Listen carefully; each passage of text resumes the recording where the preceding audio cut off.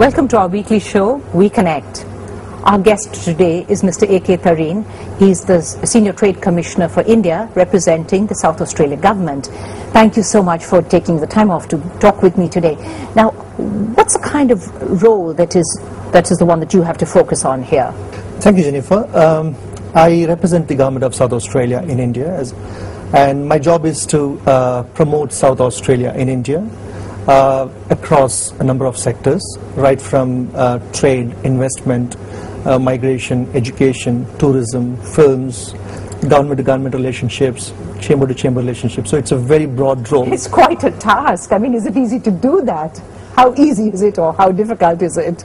It's not difficult, but I enjoy doing what I'm doing, because I've been doing this kind of job for nearly 15 years now.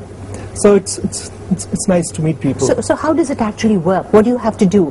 Do you have to, how do you tempt people in these different areas to be involved with South Australia? How does it work? My job is to open doors for South Australian businesses. So bring the businesses of two countries together. So when a company in South Australia needs help in tying up with an Indian company, be it for exports or investment or joint venture, I go and so open the doors for them.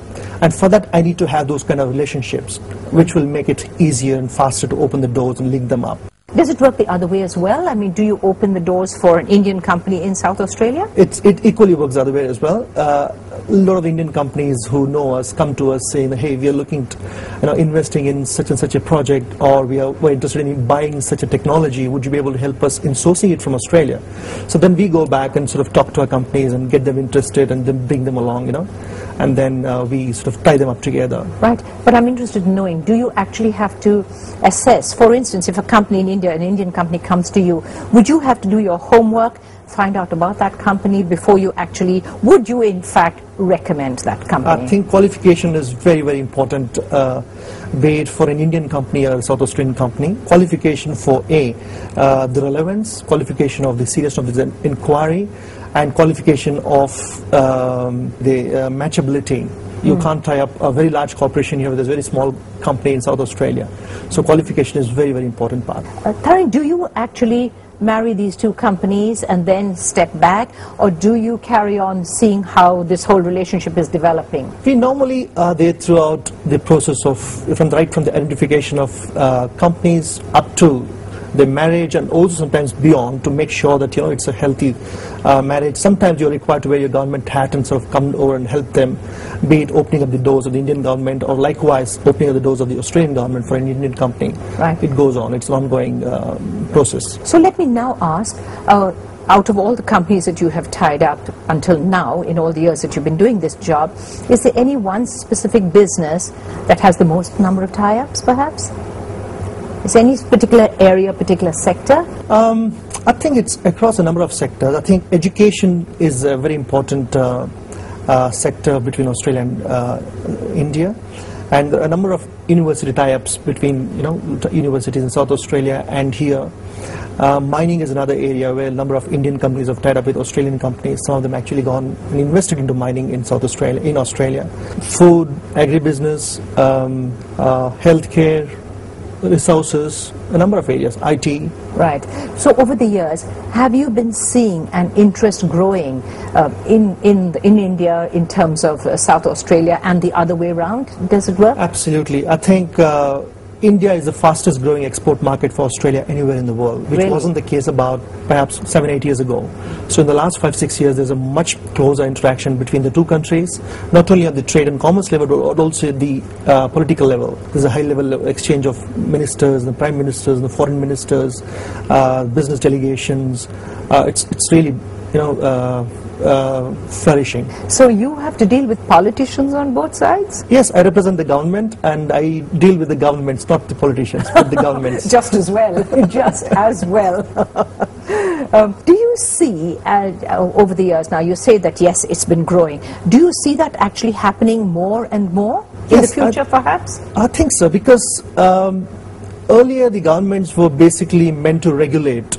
They were meant to give approvals. They were meant to say what you're doing is right or wrong. But these days I think government on both sides is to facilitate trade, is to open up trade barriers, is to support the businesses and the chambers of commerce, so which means it's seamlessly integrating into the business. Right. And right now there is a free trade agreement that's being discussed between Australia and India.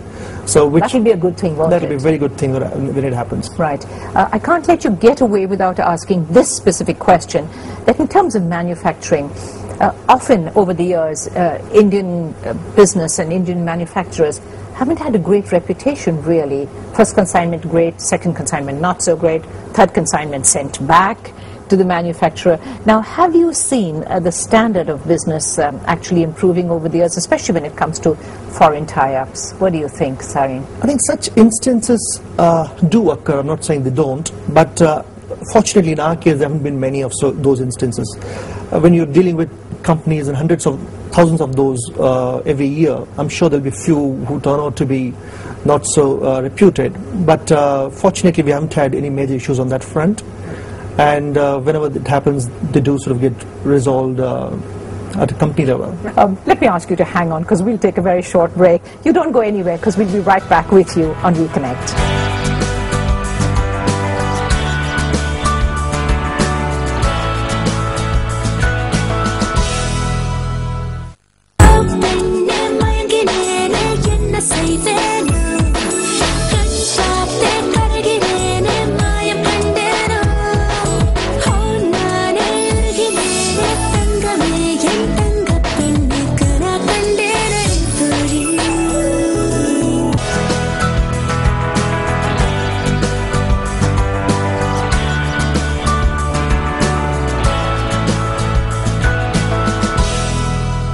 Welcome back to our program, Reconnect. We're talking here with A.K. Thareen, who's a Senior Trade Commissioner of India, representing the government of South Australia. You talked earlier about having some role to play in migration to Australia. Now, this is a very crucial area. I'd like to draw you out on that. Okay, as you know, Jennifer, Australia is a vast country, but very few people. We just have about 20 million, right? 21 billion people. 20, yes. And the only way Australia's population is growing is through migration. And South Australia has no exclusion. We have an area of 1 million square kilometers, but only 1.5 million people. So we have a population policy. Our target is to reach 2 million population by 2050. What it means is we go out and encourage people to migrate in areas whose skills are in demand in South Australia. Which is? It varies from time to time. It could be right from doctors and nurses to engineers to electricians. It depends on sort of the demand that gets created. So what we do when there's a demand, when employees in South Australia can't find the talent in South Australia, they come to us. And we go out and sort of try and help them source people from across the world, in my case, in India. Right. Is that easy to do? I mean, do you find that a lot of people are wanting to take this leap? Yes, there's a huge interest amongst Indians to migrate to Australia, and at any given point of time the pipeline is overflowing. But obviously these people have to be matched with jobs, matched with, so that they just don't go land up without a job. So there's a process that goes through the federal government, and when there's a job, it's sort of, we encourage them to move and take up the job. So you must be inundated then. Your office must be inundated with people who are wanting to get away. Fortunately not, because the process is followed by the federal government. Okay. So we have some say in terms of sponsoring some, sectors, some people, depending on what they bring to the table. For example, if someone's looking at business migration, if they're migrating into South Australia, and they say, I'm willing to invest $so million, yes, right, which will create employment in Australia, or which will bring in so much of economic prosperity, they get preference over others. Right. Of course, we've been reading a lot of late about what is called racist attacks in Australia, and I was just wondering if the kind of reports that we've been reading have any impact on the migration programs that you're talking about. We haven't seen any impact on the migration as such. It's really unfortunate. Reports have been sort of coming in the Indian newspapers about attacks. But fortunately, I think both the governments have taken it up seriously. They've addressed it at the highest level. And I think I would like to believe it's a thing of the past. There is an impact on the education numbers in terms of number of students going from India to Australia, which we think is temporary.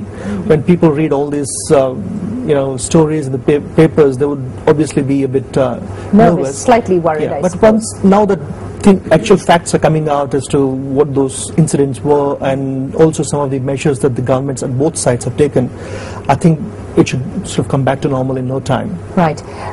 You've just come back from Australia, I know that. Did you find any unrest, or did you see any unease amongst Indians who are living there? Fortunately, most of the incidents that have happened in Australia are not in South Australia. It's in Victoria, I think, that's right? Some of the other states in Australia. But in South Australia, I think it continues to be a very attractive destination for Indians, be it for education or migration or business or just as tourists. In terms of education, which is the one particular field of education that you have found that most Indian students want to actually pursue in Australia? I think in terms of numbers in South Australia, it's mainly VET, vocational education training. But there's also a strong interest in postgraduate, and off late also in undergraduate. We're trying to promote undergraduate and also at a much lower level. Right. Earlier, not that many students actually went to study in Australia. Why do you think we suddenly have so many students who would rather go to Australia and study as opposed to perhaps the US or the UK or any of the other countries of the world? I think when an Indian student looks at options to go abroad and study, I think Australia offers some very good advantages. A, the quality of life. It's not very busy, or it's not very expensive as some of the other countries that you mentioned about. B, the quality of education. It's as good as anywhere in the world, but also the cost of education itself is not as expensive. And C, Australia has always been known as a very friendly country and very welcoming of people from various sort of cultures and various countries, and because Australia itself is a migrant nation. Right. So it's a very welcoming nation, so students can easily adopt themselves. And with the Indian sort of diaspora growing in Australia, which I think is in excess of 250,000 now, so people will find more sort of, people of their sort of interests in their region.